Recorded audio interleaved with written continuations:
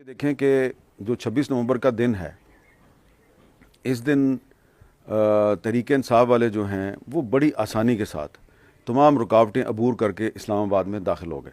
ठीक है जी। और हुकूमत के जो वज़रा जो अब दावे कर रहे हैं जी कि अली मीन गंडापुर भगोड़ा है, भाग गया और पहले भी भागता था फिर भाग गया, इसमें कोई शक नहीं कि गंडापुर से भाग गए। लेकिन वो वफाकी वज़रा पहले ये बताएं कि जो आपने सिर्फ इस्लामाबाद पुलिस नहीं, आपने पंजाब से पुलिस बुलाई, आपने सिंध से पुलिस बुलाई, आज़ाद कश्मीर से पुलिस बुलाई, रेंजर्स बुलाई, एफसी बुलाई और आखिर में आपने फ़ौज भी बुला ली। और इस्लामाबाद जो है उसको आपने कंटेनर्स के साथ भर दिया, सारे रास्ते आपके बंद थे। और कुछ जगहों पर तो ऐसा लगता था कि 300-300, 400-400 जो सिक्योरिटी फोर्सेस के जवान हैं वो दीवारें बना के खड़े थे। तो पीटीआई वाले अंदर कैसे आ गए? और एग्जैक्ट 26 नवंबर को दोपहर 1 बजे पीटीआई वाले जो हैं उन्होंने डी चौक पे कब्ज़ा कर लिया था। और उस वक्त मैं वहाँ मौजूद था, मेरे सामने सब कुछ हुआ और मैंने खुद देखा।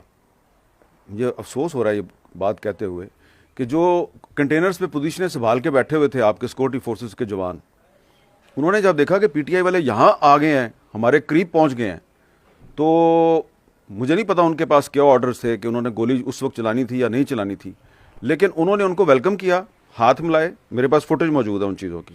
हाथ मिलाए, खुद उनको कंटेनर्स पे चढ़ाया और अपना असला उठा के नीचे उतरे और चले गए। अब वहाँ से एक कहानी शुरू होती है कि पीटीआई वाले जो हैं उन्होंने उसके बाद अपने लीडरशिप को कहा जी कि हमने टेक ओवर कर लिया डी चौक को, आप भी इधर आ जाएं। लीडरशिप जो है वो चाइना चौक में उसने ब्रेक लगा दी और उसने कहा जी कि अभी हमने आगे नहीं आना।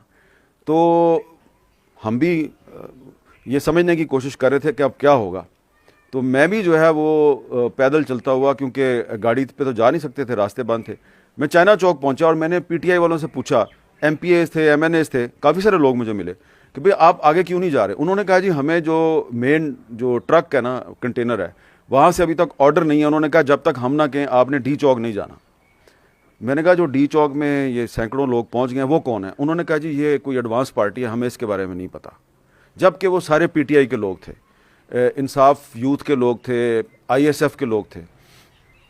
तो साफ पता चल रहा था कि पीटीआई वालों में कोऑर्डिनेशन नहीं है। लेकिन जो क्राउड था उसने डी चौक पे कब्जा कर लिया। सोशल मीडिया पे ये पोस्टें आनी शुरू हो गई कि डी चौक पे कब्जा हो गया है और तमाम पाकिस्तान का इलेक्ट्रॉनिक मीडिया जो है, तमाम टीवी चैनल्स, उन्होंने ये खबर ब्रेक नहीं की कि पीटीआई वाले जो हैं वो डी चौक पे पहुंच गए हैं।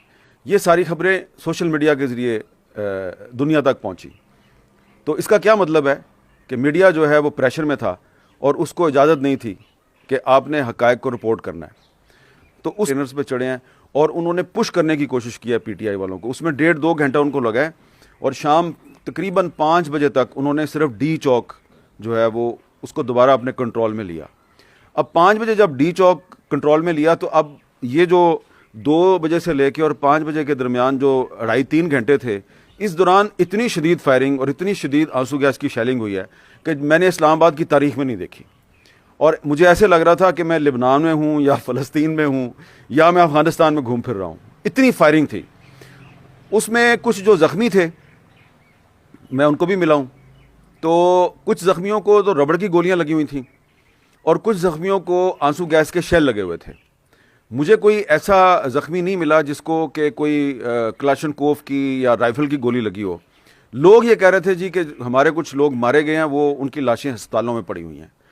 उसके बाद 5:30-6 बजे के करीब, क्योंकि हमारा जो दफ्तर है वो बिल्कुल डी चौक के पास है, तो हमें जो है ना वो ऑर्डर आया कहीं से कि आप अपनी बिल्डिंग जो है इसकी बत्तियां बुझाएं और इधर से रफू चक्कर हो जाएं।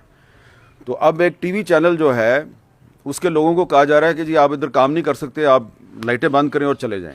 और उसके बाद कुछ खबरें जो हैं वो फीड की गई कि थोड़ी देर में ऑपरेशन होने वाला है।